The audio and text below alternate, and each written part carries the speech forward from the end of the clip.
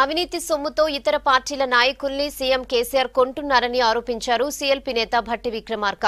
త్వరలోనే రాష్ట్రం మొత్తం ప్రజాస్వామ్య పరిరక్షణ యాత్ర చేస్తానన్నారు. మిషన్ భగీరథ ప్రాజెక్టుల రీడిజైనింగ్ పేరుతో కోట్లు దోచుకున్నారని, ఆ డబ్బుతోనే నాయకుల్ని కొంటున్నారని విమర్శించారు. ప్రజాస్వామ్యాన్ని కాపాడాలంటూ సోమాజిగూడ ప్రెస్ క్లబ్ లో విపక్షాల రౌండ్ టేబుల్ సమావేశం జరిగింది. ఈ మీటింగ్ కు టీడీపీ, టీజేఎస్, సిపిఐ పార్టీల నాయకులు హాజరయ్యారు. ప్రజాస్వామ్యాన్ని పరిరక్షించాల్సిన బాధ్యత ప్రతి ఒక్కరిపై ఉందన్నారు నేతలు. ఈ రాష్ట్రం అలాగే ఈ రాష్ట్రంలో ఉత్పన్నం అవుతున్నటువంటి రాజకీయ పరిస్థితులు దేశ ప్రజాస్వామ్య వ్యవస్థని అత్యంత ప్రమాదకరమైన పరిస్థితుల్లో నెట్టివేశాయి. ఈ రాష్ట్రంలో ప్రజాస్వామ్యాన్ని, రాజ్యాంగాన్ని, ఈ ప్రజల నిధుల్ని కాపాడేంత వరకు కూడా ఎల్ఓపిగా నా ప్రయత్నం చేస్తూనే ఉంటాను. ప్రజాస్వామ్యవాదులందరినీ కలుపుకొని పోరాటం చేస్తూనే ఉంటాను. ఈ రాష్ట్ర వ్యాప్తంగా కూడా నేను ప్రజాస్వామ్య పరిరక్షణ యాత్ర చేపడతాను. ప్రజాస్వామ్యం ప్రజల చేత, ప్రజల ద్వారా, ప్రజల కొరకు ప్రభుత్వం ఏర్పడుతుంది. అది ప్రజాప్రభుత్వంగా మనజాలి. అందులో ప్రజాస్వామ్యంలో రాజకీయ పార్టీలు ప్రధాన పాత్ర పోషిస్తాయి.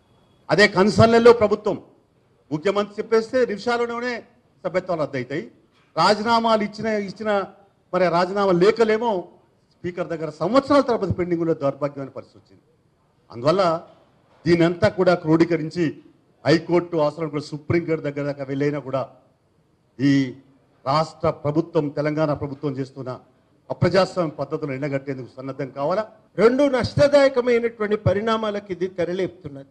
మొదటిది ఏమంటే రాజకీయ అస్థిరత. ఇవాళ నీ పార్టీలు ఉన్నారు, ఇవాళ కేసీఆర్ గారు బలంగా ఉన్నారు, అందరినీ కూడా ఆయన పార్టీలోకి తీసుకుపోతున్నాడు. ప్రతి ఒక్కరికి కూడా ప్రభుత్వంలో పోతే ఏదో ఒక అవకాశం దొరుకుతుందనే ఆశ, కాంట్రాక్ట్ వస్తుంది.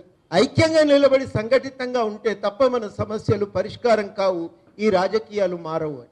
కాబట్టి జరగవలసింది ఏంటంటే నిబద్ధతతో కూడినటువంటి రాజకీయాల కోసం ఇవాళ మనం గట్టిగా నిలబడాలి, పోరాటాలకు సిద్ధపడాలి.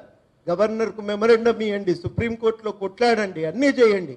కానీ అంతిమంగా ప్రజల దగ్గరికి పోదాం, కొట్లాడదాం గట్టిగా. మేము ఈ రాజకీయాలను నిరసిస్తున్నాం, ఖచ్చితంగా వీటిని అన్ని స్థాయిల్లో వ్యతిరేకిస్తాం.